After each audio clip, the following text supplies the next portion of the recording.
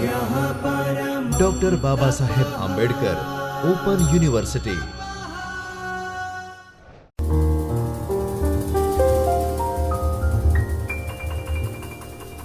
નમસ્કાર વિદ્યાર્થી મિત્રો. ડૉક્ટર બાબા સાહેબ આંબેડકર ઓપન યુનિવર્સિટીના department of library and information science તરફથી assistant professor doctor Gita Pandya હું આપનું સ્વાગત કરું છું. આપણે આજે master of library and information સાયન્સના 102 ગ્રંથાલય અને માહિતી કેન્દ્રનું વ્યવસ્થાપન પાર્ટ 2ના બ્લોક 5ના યુનિટ 17 વેચાણ કળા એક અભિગમ અને ટેકનિક એના વિશે આજે અભ્યાસ કરીશું. હવે કોઈપણ વસ્તુની અંદર માર્કેટિંગ હોય, વેચાણ હોય, એની સાથે સાથે એનો ટેકનિક બહુ જ મહત્ત્વની છે. કોઈપણ વસ્તુ માર્કેટમાં તમે વેચવા જાઓ છો તો એની ટેકનિક હોવી જોઈએ, તો જ તમે સારી રીતે તમારું વેચાણ કરી શકો છો. એવી જ રીતે ગ્રંથાલયની અંદર પણ પુસ્તકોનો ઉપયોગ કરવો એટલે કે એક જાતની ટેકનિક છે, ઉપયોગ કરાવવો, વધારે પડતા વાંચકોને સારી રીતે સેવા આપવી, એ પણ એક કળા જ છે.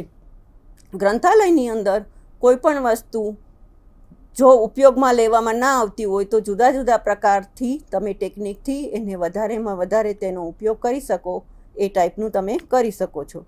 હવે ગ્રંથાલયની અંદર વેચાણ કળાની અંદર આપણે જોયું છે કે વેચાણ કળામાં કેવી રીતે એની ટેકનિકનો ઉપયોગ કરવામાં આવે છે. આપણે હવે આગળ જોઈશું કે તેના ઉદ્દેશ્ય શું છે, તેની પ્રસ્તાવના શું છે, વેચાણ કળાની વિભાવના શું છે, વેચાણ કળાના કાર્યો શું છે, વેચાણ કળાનો અભિગમ શું છે, ગ્રાહક કેન્દ્રોનો અભિગમ શું છે અને માર્કેટિંગ મિશ્ર કેવી રીતે કરી શકાય છે. એ પછી આપણે બીજા ચેપ્ટરની અંદર આપણે બીજી વસ્તુ બજાર વિભાજનની વ્યૂહરચના, બજાર સંશોધન વિશ્લેષણ, વેચાણ કળાનું અન્વેષણ, વેચાણ કળાનો કાર્યક્રમ અને વિવિધ સેવાઓ હવે પછીના ભાગમાં જોઈશું. પણ અત્યારે આપણે તેના ઉદ્દેશ્ય વિશે જોઈશું. વેચાણ કળાના ઉદ્દેશ્ય શું છે? વેચાણ કળા માહિતીના ઉત્પાદન તથા સેવાઓ માટે વેચાણ કળાની જાણકારી આપે છે. વિભિન્ન બજારમાં અનેકવિધ પરિબળનું વર્ણન, બજારના વિભાગોમાં વિવિધ પ્રકારની ઓળખ આપે છે અને વેચાણ કળાનું કાર્યક્રમનું આયોજન કરે છે. પુસ્તકાલય સંશોધન અને સેવામાં પણ વેચાણ કળા પ્રોત્સાહન આપવા માટે ધ્યાન કેન્દ્રિત કરે છે. તેમાં વપરાશકર્તાની જરૂરિયાતને ઓળખવામાં આવે છે, ઉપલબ્ધ સંસાધનો જાહેર કરવા, તેમના કાર્યક્ષમ અને અસરકારક ઉપયોગની ખાતરી કરવા જેવી પ્રવૃત્તિઓનો સમાવેશ થાય છે. એટલે કે વેચાણ કળાની અંદર માહિતીની અંદર એવી જ રીતે પુસ્તકોની વસ્તુનો ઉપયોગ અને એને પ્રોત્સાહનવા માટે જુદી જુદી ટેકનિકો અપનાવવામાં આવે છે. વપરાશકર્તા એટલે કે વાંચક હોય તો એને ઓળખવા, એને લગતા કાર્યક્રમો કરવા, કોઈક વખત પ્રદર્શન કરવું પડે તો એ પણ કરવું અને જાહેર કોઈ પણ કાર્યક્રમો કરી અને એની કાર્યક્ષમતામાં વધારો કરી શકાય છે. હવે પ્રસ્તાવના. માર્કેટિંગ એ સંપૂર્ણ રીતે વ્યવસ્થાપનનું કાર્ય કરે છે. માર્કેટિંગ એ નવા ઉપભોક્તા પ્રાપ્ત કરવા, હયાત ઉપભોક્તાને સારી સેવા પૂરી પાડવા, નવી સેવાઓનો વિકાસ કરવા અને માહિતી કેન્દ્ર અને તેના ઉપભોક્તા વચ્ચેનો અર્થપૂર્ણ સંબંધોની શરૂઆત કરવા અને તેને જાળવી રાખવા માટે પૃષ્ઠ ભૂમિકા ભજવે છે. તેથી જ ગ્રંથાલયો, દફતર ભંડારો અને પ્રલેખ કેન્દ્રો દ્વારા આપી રહેલા માહિતી સેવાઓ અને ઉપજોને પૂરી પાડવા માર્કેટિંગનો મૂળભૂત અભિગમ છે. વ્યવહારમાં કેવી રીતે પ્રયોજન કરી શકાય તેનું પરીક્ષણ કરવાની જરૂરિયાત છે. હવે કોઈ પણ વસ્તુ માર્કેટની અંદર હોય તો એના માટે તમે જાહેરાત આપો, એના માટે જુદી જુદી રીતે માહિતી આપો તો માણસને ખબર પડે.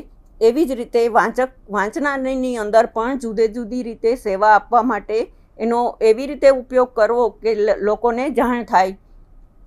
હવે લાઇબ્રેરી અને માહિતી કેન્દ્રોમાં માર્કેટિંગનો ઉદ્દેશ્ય વપરાશકર્તાને સંતોષ વધારવા માટેનો છે, સેવાઓને માનવામાં આવતા મૂલ્યને વધારવાનો અને સંસ્થાના અસ્તિત્વ અથવા ભંડોળને ખાતરી કરવાની છે કે પરંપરાગત અર્થમાં નફો પેદા કરવા વિશે નથી. ગ્રંથાલયની અંદર જે માહિતી સેવા આપે છે કે એને લગતી ઉપયોગ કરવાની કોઈ પણ વસ્તુ છે એના માટે કોઈ નફો કમાવાની વસ્તુ નથી. માર્કેટિંગ કરવા પાછળનો હેતુ એટલો જ છે કે મેક્સિમમ તેનો ઉપયોગ થાય, લોકો એના વિશે અવેર બને, એના માટે જ માર્કેટિંગ કરવામાં આવે છે.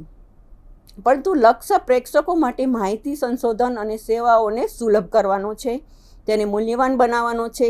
આમાં વપરાશકર્તાની જરૂરિયાતને સમજવી, માર્કેટિંગનું વ્યૂહરચનાઓ તૈયાર કરવી અને લાઇબ્રેરીની ઓફરનો અસરકારક રીતે પ્રસાર કરવાનો સમાવેશ થાય છે.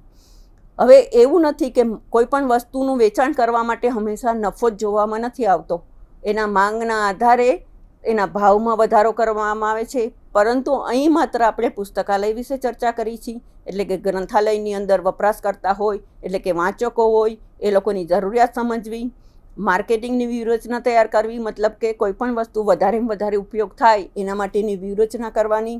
અને લાઇબ્રેરીમાં જુદા જુદા પ્રકારની, ધારો કે બાળ વિભાગ છે, મહિલા વિભાગ છે, પછી કોઈ ટેકનિકલ કે એવા વાંચકો હોય એના માટે અલગથી રીડિંગ રૂમ તૈયાર કરો. આ બધા પ્રકારની જુદી જુદી રીતે ઓફરો મૂકવામાં આવે અથવા એના લીધે વિભાગ અલગ કરવામાં આવે તો લાઇબ્રેરીનો ઉપયોગ વધી જાય છે. એ પણ એક માર્કેટિંગનું પાર્ટ જ છે.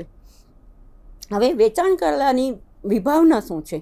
વેચાણ કળા એક વેચાણ બજાર અંગે સંશોધન તથા જાહેરાત છે. કોઈ પણ સંસ્થામાં મુખ્ય 2 કામગીરી જોવા મળે છે, જેમ કે પદાર્થો, સેવાઓ કે વિચારનું સર્જન. પદાર્થો, સેવાઓ તથા વિચારનું વેચાણ કળાનું કાર્ય માર્કેટિંગની વ્યાખ્યામાં મૂળભૂત 3 તત્વો રહેલા છે: વેચાણ, બજાર સંશોધન અને વિજ્ઞાપન, જે જોઈ શકાય છે. શ્રી કોટલરે એને એવું કહેવામાં આવ્યું કે માર્કેટિંગ એટલે શું? તો કે માર્કેટિંગના વ્યવસ્થાપક એ લક્ષાંકિત સમૂહ, એટલે કે ગ્રાહક, વાંચક, શ્રોતા વગેરેના વ્યક્તિત્વ અથવા પરસ્પર લાભના હેતુ માટે ઈચ્છિત આદાન પ્રદાન થાય તે માટે આયોજનનું કાર્યક્રમ, વિશ્લેષણ, આયોજન અમલીકરણ અને નિયંત્રણ છે. તે મહદઅંશે તેની ઉપજ છે. કિંમત, પ્રોત્સાહન અને સ્થળ અસરકારક પ્રતિભાવ માટે સ્વીકૃત અને સંકલન ઉપર આધારિત છે. એટલે કે માર્કેટિંગની અંદર વ્યક્તિના પરસ્પરના લાભ જોવા છે, તેનો આદાન પ્રદાન થાય છે, અને શ્રોતા એટલે કે ગ્રાહક, વાંચક, આ બધી વ્યક્તિનો સમાવેશ થાય છે. હવે સંબંધોને આધારિત માર્કેટિંગકરણ એટલે કે ગ્રાહક એ બજારનો રાજા છે. કોઈ પણ વ્યક્તિને આપણે વેચાણ ત્યારે જ કરી શકીએ કે એનો ખરીદનાર હોય. એવી જ રીતે પુસ્તકનો ઉપયોગ કરવામાં, પુસ્તક આપણે કોઈને પણ વાંચવા આપી શકીએ તો એનો વાંચક એનો યુઝ કરે તો વાંચક એનો રાજા થયો. એટલે કે ગ્રાહક કે વાંચક એ બજારનો રાજા છે. ચાવીરૂપ ઉપભોક્તાનું વર્ગ સંચાલન, આજીવન ગ્રાહક તરીકે સવલતો, ઓછામાં ઓછી કિંમતે ઉપભોક્તા અને ઉત્પાદનનો આ લાભ મળી રહે તો તાત્કાલિક માલની ઉત્પત્તિને ઉત્પાદન બ્રાન્ડ કરતાં પણ વધુ પ્રાધાન્ય આપવામાં આવે છે. હવે ગ્રંથાલયની અંદર ઘણી વખત ફી રાખવામાં આવે છે, જે નોમિનલ હોય છે. ઘણી વખત અમુક ગ્રંથાલયની ફી વધારે હોય છે, પરંતુ ફીની સાથે તમે એવું કહેવામાં આવો કે 1 વર્ષનું તમે લવાજમ ભરશો તો તમને આટલા રૂપિયા મળશે. ધારો કે 100 રૂપિયા રાખે ફિક્સ, અને જો તમે વાર્ષિક અથવા આજીવન લવાજમ ભરશો તો તમને કે 1000 રૂપિયા કે 1500 રૂપિયા ફી રાખે. તો હંમેશા લોકો આકર્ષાશે, કારણ કે એક મહિનાની ફી કરતાં લાભ લેવા માટે આજીવન સભ્ય બનવામાં એને સરળતા રહે છે. એવી જ રીતે ઉપભોક્તાના ઉત્પાદનને લાભ મળવા માટે તમે પણ એવી જુદી જુદી સ્કીમ રાખી શકો. કોઈ બ્રાન્ડનું નામ આપો તો હંમેશા માર્કેટિંગમાં બજાર વસ્તુ ખરીદવામાં હંમેશા લોકો બ્રાન્ડને મહત્ત્વ આપે છે. એવી જ રીતે ગ્રંથાલયની અંદર પણ અમુક પ્રકારના વાંચકો અમુક જ કવિ અને લેખકને પ્રાધાન્ય આપતા હોય છે. એટલે કે એના સ્પેશિયલ વર્ગ હોય છે. એ વર્ગને અલગથી તમે એનું સંચાલન કરો તો એ પ્રમાણે એનું વેચાણ કરી શકો છો.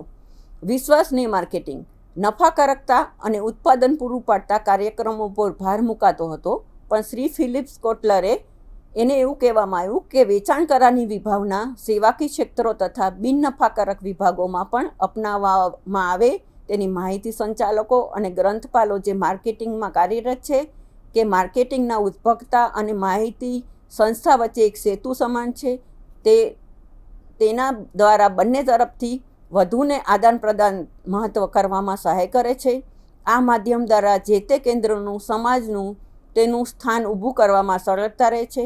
ગ્રંથાલયોમાં આધુનિક ટેકનિકના ઉપયોગને કારણે ડેટા બેન્કો, માઇક્રો કોમ્પ્યુટર્સ તથા માનવ સંશોધનની સંખ્યાને વધવા અને પરિણામે ઊભા થતા પ્રશ્નો ઉકેલવામાં પણ માર્કેટિંગ સહાય કરે છે.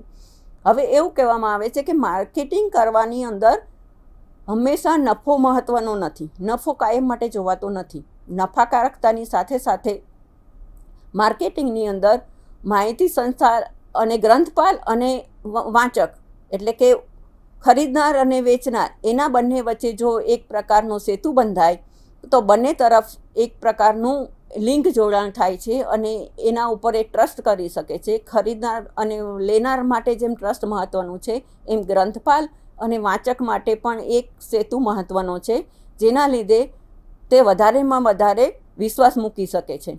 એ ઉપરાંત અત્યારે જુદી જુદી નવી ટેકનોલોજીને કારણે ડેટા બેન્કો છે કે માઇક્રો કોમ્પ્યુટર્સ છે, એ બધાના ઉપયોગને લીધે વાંચકોમાં પણ રસ વધારે કેળવાયેલો છે. હવે વેચાણ કરારના કાર્યો શું છે કે વેચાણ કરારની અંદર વેચાણ કરા અંગેના કાર્યક્રમમાં પ્રવૃત્તિની રૂપરેખા તૈયાર કરવાનું હોય છે. એટલે કે તમે કયા પ્રકારનું કામ કરશો એનું તમારે ઉલ્લેખ કરવાનો છે, તેના પરિણામે તેનું માપન કરવાનું છે તથા તેને અનુરૂપ ફેરફારો કરી અને વેચાણ કરવું. હવે કોઈપણ વસ્તુનું તમે વેચાણ કરો છો એની અંદર અમુક પ્રકારના નડતરરૂપ પ્રશ્નો ઊભા થતા હોય છે, તો એ પ્રશ્નને એના વિશે વિચાર કરવો પડે છે કે હવે શું કરવાથી તમારું વેચાણ વધારે થઈ શકે છે. તેનું વિશ્લેષણ કરવું, જેમાં ગ્રાહકો, બજાર તથા સ્પર્ધકો અંગે વિશ્લેષણ કરવામાં આવે છે, જે તે એકમની શ્રેષ્ઠતા અને નબળાઈનું પણ મૂલ્યાંકન કરવામાં આવે છે. સ્વોટે એવું કીધું છે કે પદ્ધતિ દ્વારા સંગઠનની મજબૂતી એટલે ક્ષમતા, નબળાઈ, તકો અને જોખમોનું વિશ્લેષણ હાથ ધરવામાં આવે છે. એટલે કે તમે કોઈપણ પ્રકારની વસ્તુનું વિશ્લેષણ કરો એટલે ગ્રાહક, બજારની અંદર કે પુસ્તકાલયની અંદર પુસ્તકો લેવાવાળો કોઈપણ વ્યક્તિ વચ્ચે તમે એનું મૂલ્યાંકન કરવું જોઈએ. એની કોઈપણ વસ્તુની વિશ્લેષણ કરવાથી તમને ખ્યાલ આવે છે કે આમાં આપણી નબળાઈ ક્યાં છે. એ કોઈપણ સંગઠન કે છે એની ક્ષમતા જોવી જોઈએ, નબળાઈ હોય એને દૂર કરવી જોઈએ અને કોઈપણ વસ્તુનું જોખમ હોય તો એને વિશ્લેષણ રૂપે હાથ ધરવું પડે છે. હવે આયોજન, લાંબા સમયગાળાના આયોજન તૈયાર કરવા, નવીન ઉત્પાદન અને સેવા તૈયાર કરવી, ઉદ્યોગ જગતમાં આગવું સ્થાન જમાવવા અંગે કવાયત હાથ ધરવામાં આવે છે. હવે કોઈપણ વસ્તુનું તમે કોઈપણ નવી વસ્તુ ઊભી કરતા હોય તો એનું આયોજન હંમેશા મહત્ત્વનું છે. હવે આયોજન કર્યા પછી તેનું અમલીકરણ. હવે કર્મચારીઓની ભરતી કરવી, કાર્યોની સોંપણી કરવી, અંદાજપત્રની ફાળવણી કરવી, કાર્ય સંગઠન જેવી પ્રવૃત્તિઓનો સમાવેશ થાય છે. હવે ગ્રંથાલય જેમ જેમ વધારે વિકસિત થતું જાય એમ પુસ્તકોની સાથે વધારેમાં વધારે પુસ્તકો અને નવી માહિતી આવતી જવાથી તમે કોઈપણ પ્રકારના સેવાઓ આપવામાં તમારે સેવામાં વધારો કરવો પડે છે. એટલે કે સેવાના વધારા કરવા માટે અમલીકરણ એટલા માટે કે કર્મચારીની ભરતી, એટલે કે સારી સેવા આપવા માટે વધારે કર્મચારીઓની ભરતી કરવી પડે. કર્મચારીની ભરતી કર્યા પછી કાર્યોની સોંપણી કરવી પડે કે જુદી જુદી વ્યક્તિને જુદા જુદા પ્રકારનું કામ સોંપવામાં આવે, એનામાં આવડત કયા પ્રકારની છે એ પ્રમાણે કાર્યોની સોંપણી કરવી જોઈએ. પછી તમારું અંદાજપત્રની ફાળવણી, એટલે કે અંદાજપત્ર એવી રીતે બનાવવું જોઈએ કે આગલા 2 વર્ષના ડેટા લઈ અને એમાં 10થી 15% વધારો કરી અને અંદાજપત્ર બનાવવું જોઈએ. એટલે કે કાર્ય સંગઠિત રીતે કરી અને જુદી જુદી પ્રવૃત્તિઓ કરવી પડે છે. હવે નિયંત્રણ, નિર્ધારિત લક્ષ્યોની સાથે તેના પરિણામોને સરખાવી સમગ્ર પ્રક્રિયામાં ક્યાંક અવરોધ કે રૂકાવટ હોય છે તો તે 4 તબક્કામાં દૂર કરવામાં આવે છે. માપદંડો નિર્ધારિત કરવા, વિકાસ માટે તેનું માપન કાઢવું, પરિણામની માપદંડ સાથે તુલના કરવી અને પરિવર્તન કરવા. કોઈ પણ વસ્તુ કાર્ય કરો તો એની અંદર તમારે નિયંત્રણ તો રહેવાના જ. હવે નિયંત્રણ દૂર કરવા માટે શું શું કરવું જોઈએ તો કે કોઈ પણ વિકાસ કરો છો તેના માપદંડો નક્કી કરવા પડે, તેનું માપ કાઢવું પડે છે. પરિણામો કોઈ પણ આવે છે તો એ બીજા માપદંડની સાથે તુલના કરવી જોઈએ અને જો પરિવર્તન કરવાની જરૂર પડે તો પરિવર્તન પણ કરવા પડે છે. આદાન પ્રદાન કર્યું, વાસ્તવિક કાર્યનો સંગ્રહ, પ્રક્રિયામાં ઉત્પાદનની માંગ જ્યારે સૌથી તીવ્ર બને ત્યાં સુધી ઉત્પાદનનો સંગ્રહ કરી રાખવો જોઈએ. એટલે કે કોઈપણ વસ્તુ માંગ અને પુરવઠો જેમ છે પેલા વેચાણની અંદર, એવી જ રીતે આદાન પ્રદાન કાર્યની અંદર એવું કહેવામાં આવે છે કે જ્યારે સૌથી વધારે માંગ હોય તો એ વસ્તુ તીવ્ર બને ત્યાં સુધી એનો સંગ્રહ કરવો. સહાયક કાર્યો કરવા, અહીં મૂડીરોકાણના જોખમો સહન કરવા હોય કે બજાર અંગેના સંશોધન, બજારની જાણકારી મેળવવી હોય અને માંગ અને પુરવઠાની અપૂરતી વ્યવસ્થા ઊભી કરવા જેવા સહાયક કાર્યોનો સમાવેશ થાય છે. એટલે કે કોઈપણ વસ્તુની અંદર તમે જ્યારે કાર્ય કરો ત્યારે આદાન પ્રદાન કરવાની અંદર વાસ્તવિક કાર્ય શું છે એનું ધ્યાન રાખવામાં આવે છે. હવે માર્કેટિંગનો અનુભવ. બજાર વિશ્લેષણ. ગ્રંથાલય સેવામાં અંતિમ ઉપભોક્તા ગ્રંથાલયના આશ્રયદાતાઓ, ગ્રંથાલયોની માહિતી કેન્દ્ર, સરકારી વિભાગો. માહિતીની જરૂરિયાત છે પણ તે ગ્રંથપાલ નથી. એટલે કે ઘણી વખત એવું બનતું હોય છે કે માહિતી સરકારના જુદા જુદા ખાતામાં આ બધી વસ્તુ માહિતી આપવાવાળા હોય છે, તો એ ગ્રંથપાલ નથી હોતા. દફતર ભંડાર હોય છે, દફતર ભંડારનો વ્યક્તિ કાર્ય કરતો હોય, એનો હેડ હોય છે, એ ગ્રંથપાલ નથી હોતો. એટલે કે જુદી જુદી વ્યક્તિની અંદર ગ્રંથાલયની સેવાની એટલે કે કોઈપણ વિષયની માહિતી આપવાવાળા હંમેશા ગ્રંથપાલ હોય એ જરૂરી નથી. એટલે કે સરકારી કચેરી હોય કે અમુક પ્રકારના કેન્દ્રો હોય તો એની અંદર પણ માહિતી ઊભી આપવા માટે જે વ્યક્તિ હોય છે એ ગ્રંથપાલ હોવો એ જરૂરી નથી. પણ ઉપભોક્તાના વિશ્લેષણ માટે ગ્રંથાલય નિયામક વિભાગી અધ્યક્ષો, સંદર્ભ ગ્રંથાલયલક્ષી પ્રોફેસર, સંચાલક મંડળના સભ્યો કે વિદ્યાર્થીઓ ઉત્પાદનની માંગ વધારવા ધરાવતા હોવા જોઈએ. વિશ્લેષણની અંદર ધ્યેયો, તેનો વ્યાપ, તેની ક્ષમતા, મર્યાદાને ધ્યાનમાં લેવી જોઈએ. સ્પર્ધાત્મક વિશ્લેષણ. ગ્રંથાલયનું અંદાજપત્ર ઓછું હોવાથી નાણાંની આવક ઓછી થાય છે, તેથી સ્પર્ધા તીવ્ર બની જાય છે અને સ્પર્ધાત્મક વિશ્લેષણમાં આ મુદ્દાઓ ધ્યાનમાં રાખવા જોઈએ. તો કે કેવા પ્રકારના? તો કે મિશ્ર બજાર પરિસ્થિતિ. ટૂંકા સમયમાં માર્કેટિંગના સાધનો એ મિશ્ર માર્કેટિંગ ધરાવે છે.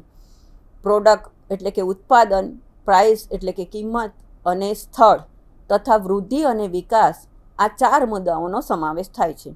એટલે કે મિશ્ર ઉત્પાદન પરિસ્થિતિની અંદર ઉત્પાદનની અંદર માર્કેટિંગમાં જ્યારે પ્રોડક્ટ તમે કરો છો ત્યારે કિંમત પણ મહત્ત્વની છે, સ્થળ મહત્ત્વનું છે, તેનો વિકાસ દર મહત્ત્વનો છે અને સમયની અંદર તમે કેવા પ્રકારના સમયમાં કરો છો એ પણ એટલું જ મહત્ત્વનું છે.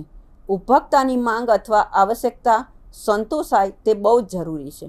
વ્યક્તિની ઈચ્છા કે પસંદગીને ચોક્કસ પ્રભાવિત કરી શકે છે.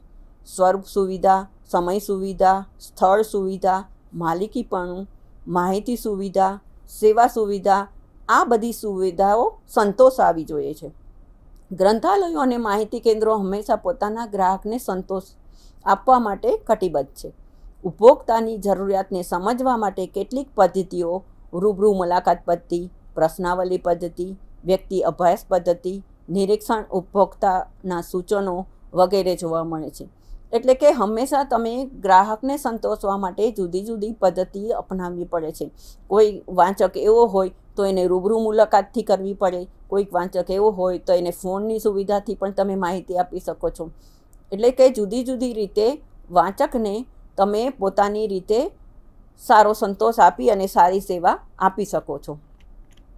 હવે મિશ્ર માર્કેટિંગ અનુભવ. એટલે કે ઉત્પાદનની અંદર સ્થળ, સામાન્ય વેચાણ વ્યવસ્થામાં 4Ps તરીકે ઓળખાતા પ્રસાર અને કિંમત વગેરે અલગ અલગ પરિબળોનો સમાવેશ થતો હોય છે. 1990ના દાયકામાં ઉપભોક્તાલક્ષી વેચાણ કળાની વિભાવના પ્રચલિત હતી. તેમાં વેચાણ કળામાં 4Psના પ્લાનને 4PCSના ખ્યાલમાં રૂપાંતરિત કરવામાં આવે છે, જે બાજુમાં દર્શાવેલો છે. એટલે બાજુમાં જે આકૃતિ દર્શાવી છે એની અંદર આપણે જોઈ શકીએ છીએ કે ઉત્પાદન અને ઉપજની અંદર વેચાણ કળા અને નફો અને એના નુકસાનની સાથે સાથે શું અસર કરે છે એ બાજુના ગ્રાફમાં આપેલું છે. બજારની જરૂરિયાતને સંતોષવા માટે રજૂ કરવામાં આવતી કોઈપણ પ્રકારની ઉપજ કોટલરે તેના ભૌતિક સાધન કે વસ્તુ, વ્યક્તિની સેવાઓ, સ્થળો, સંગઠનો, વિચારોનો સમાવેશ કર્યો છે. એટલે કે પ્રમુખ ઉત્પાદન અનિવાર્ય અને મૂળભૂત આવશ્યકતાને સંતોષે છે. વાસ્તવિક કે નિશ્ચિત ઉત્પાદન, જેમાં શૈલી, વિશેષ કે આગવો દેખાવ, લાક્ષણિકતાઓ, કાચ, ધુમ્મસ માટેની ફોગ લાઇટ વગેરે ઉમેરવું. એટલે કે તમે કોઈપણ પ્રકારનું નવું ઉત્પાદન કરો છો તો બજારની ઉત્પાદનમાં વધારે ને વધારે અનુરૂપ હોવું જોઈએ અથવા કંઈક નવું હોવું જોઈએ. એટલે એવું કહેવામાં આવે છે કે તમે કાચનું ઉત્પાદન કરતા હોય તો કાચ હંમેશા ઉત્પાદન કરવામાં કોઈ પણ કાચ છે કે લાઇટ છે એ બધાની અંદર તમે એવા પ્રકારનું નવીન વસ્તુ ઉમેરો કે જેનાથી એ લોકો આકર્ષાય છે. એટલે કે ઉત્પાદનની અંદર મૂળભૂત આવશ્યકતા પણ એટલી જ જરૂરી છે અને સાથે સાથે નવીનતા, એના દેખાવો એ પણ વધારે મહત્ત્વના છે. ગુણવત્તા, સમયાંતરે ગુણવત્તા જળવા રહે તે જોવું પડે છે. પછી એનું પેકેજિંગ, એટલે કે ગુણવત્તાની અંદર પણ બાંધછોડ કરવી ના જોઈએ. ઓછી ગુણવત્તાવાળું તમે વેચાણ કરવા માગશો તો ટૂંકા સમય માટે તો વેચાઈ જશે, પરંતુ લાંબા સમયે એની ગુણવત્તામાં ફેરફાર હશે તો બીજી વખત કોઈ પણ વ્યક્તિ એ વસ્તુ લેશે નહીં. એવી જ પ્રકારે તમારી ગ્રંથાલયની અંદર તમારા ગ્રંથપાલ કેવી સેવા આપે છે, એની સાથે સાથે એની વ્યવહાર છે, વાણી છે, વર્તન છે, એ બધું પણ એટલું જ મહત્ત્વનું છે. પેકેજિંગ પણ સારું તથા આકર્ષક હોવું જોઈએ, પ્રભાવ પાડવો જોઈએ, વિશિષ્ટ છાપ, બજારમાં અલગ અલગ તારવવા માટે તેના નામ, સૂત્ર, ચિહ્ન કે પ્રતીક દર્શાવવામાં આવે છે. હવે આવું કહેવાય છે કે લોકોને સારું જોવું ગમે છે, આકર્ષક વસ્તુ ગમતી હોય છે, એટલે પેકેજિંગ પણ એવું સારી રીતે કરવું જોઈએ.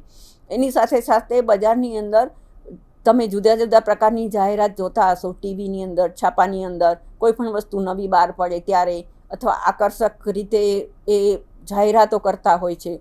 એ બધું માર્કેટિંગની અંદર એટલું જ મહત્ત્વનું છે. અધિક ઉત્પાદન, માંગ કરતાં અધિક માત્રામાં ઉત્પાદન મૂકવામાં આવે તો પછી ઘણી વખત શું થાય છે કે અધિક ઉત્પાદન કરવાથી માંગ જો ઓછી હોય તો પછી તમારા ઉત્પાદન વધારે પડતું થઈ જાય તો હંમેશા તમારે પ્રાઇસ ઓછી રાખવી પડે છે અથવા તેનો સંગ્રહ કરવો પડે છે.